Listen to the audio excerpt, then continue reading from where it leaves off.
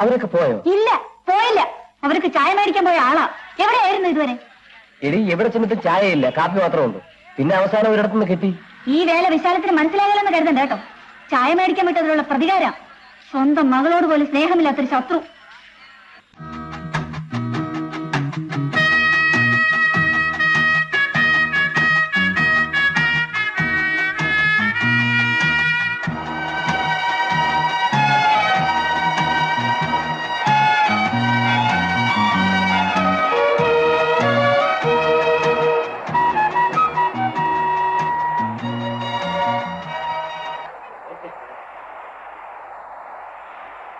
പറഞ്ഞാൽ വിശ്വസിക്കുമെന്നറിയില്ല.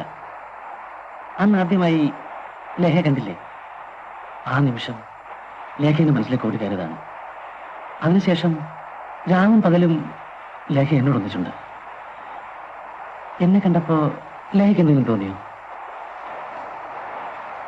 ഇത് കഴിഞ്ഞ ജന്മത്തിലെ പരിചയമാണ്. അല്ലെങ്കിൽ ഇത്ര പെട്ടെന്ന് ഇങ്ങനെ ആത്മബന്ധം ഉണ്ടാകേണ്ട കാര്യമില്ല. ലേഖയ്ക്ക് എന്ത് തോന്നുന്നു? പറയൂ, എന്ത് തോന്നി? എനിക്കറിയാൻ വയ്യ. ഇത് ഒരുതരം ദൈവനിശ്ചയമാണ്. അല്ലെങ്കിൽ കേരളത്തിൽ ജനിച്ചു വളർന്ന നമ്മൾ ഈ പട്ടണത്തിൽ വെച്ച് കണ്ടുപിടിക്കേണ്ട വല്ല കാര്യമുണ്ടോ? ലേഖ എന്റെ മുഖത്തേക്ക് നോക്ക്. എനിക്ക് ലേഖ ഇഷ്ടമാണ്. ലേഖയ്ക്ക് എന്നെ ഇഷ്ടമാണെന്ന് അറിയണ്ടേ? ഇഷ്ടമല്ലെങ്കിൽ അത് ധൈര്യമായി പറയൂ. പറയൂ, പറയൂ.